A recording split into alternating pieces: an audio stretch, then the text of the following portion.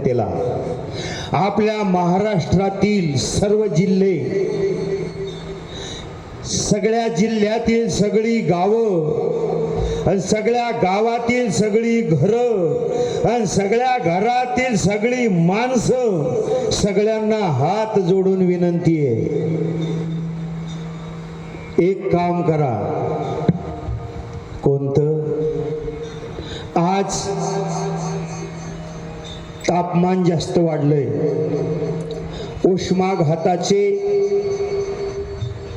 मरणाऱ्यांची संख्या जास्त वाढत चालली.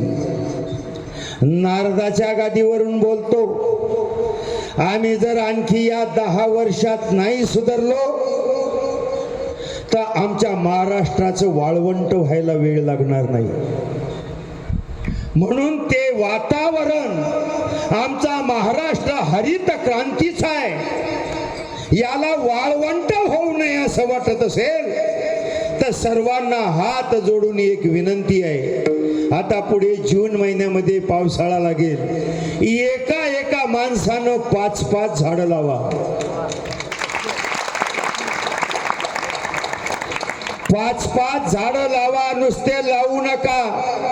स्वतःच्या मुलाचं जसं तुम्ही संगोपन करता तसं त्या मुलांचं प्रमाणे तुम्ही त्या झाडांचं संगोपन करा, त्यांना मोठं करा. ते तुमच्या मुलांना नातवांना सावली देईल. तुम्ही जसे उन्हात पडायला लागले, तुमच्या लेकरायला आणि तुमच्या नातायला उन्हात पडू देऊ नका. परिणाम आहे का?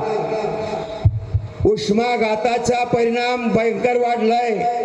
पहिलं 37 डिग्री सेल्सिअस होतं, 4 वर्षामध्ये 40 झालं, आता 42 झालंय. पुढच्या 15 दिवसात 45 सांगितलंय. आणखी 2 वर्षांना 50 होणार, आणखी 5 वर्षांना 60 होणार. हे राहिलेली तुमची सगळी झाडं जळून जाणार. तुमचं वाळवंट होईल दादा, वाळवंट. हे झाडं लावा. झाडं लावल्यानंतर पाऊस पडेल. पाऊस पडलेला तो जर टिकवून ठेवायचा, माऊली ज्ञानोबरायांनी 700 वर्षाच्या अगोदर सांगितलंय. का जलाशय निर्मावी, तुमची तयार केलेली जी धरणं आहेत त्या धरणात गाळ साचलेला आहे, तो गाळ उपसून घ्या. पाणी साठवायचं प्रमाण 5000 तलाव खोल करा. उपशाचं प्रमाण कमी करा. आपल्या जमिनीतलं उपशाचं पाण्याचं प्रमाण कमी झालंय, झाडांची संख्या कमी झाली, पर्यायानं पाऊस कमी पडायला लागला आणि तापमान वाढायला लागलंय. म्हणून पाणी वाचवा, पाणी अडवा, पाणी जिरवा. आमचा कार्यक्रम आम्हाला शासन सांगतंय, आम्हाला संत महात्मे सांगतात, पाणी अडवा, पाणी जिरवा. आमचा कार्यक्रम उलटा आहे, त्याला अडवा आणि त्याची जिरवा. म्हणून झाडं लावा. झाडं नुसते लावू नका, त्यांना जगवा. ती झाडं तुम्हाला सावली देणारे, तुमचा कार्बन डायऑक्साईड शोषण करणारी आहेत आणि तुम्हाला लागणारा प्राणवायू ते देणारे आहेत. आणि तो प्राणवायू ते झाडं आम्हाला फुकट देतात. आणि त्यात तुळस ज्यादा देते भाऊ, तुळस. ऑक्सिजन प्रमाण कमी झालंय म्हणून तुम्हाला व्हेंटिलेटरवर पडावं लागतंय.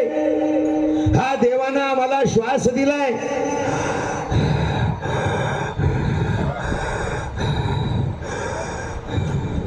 कोण दिला?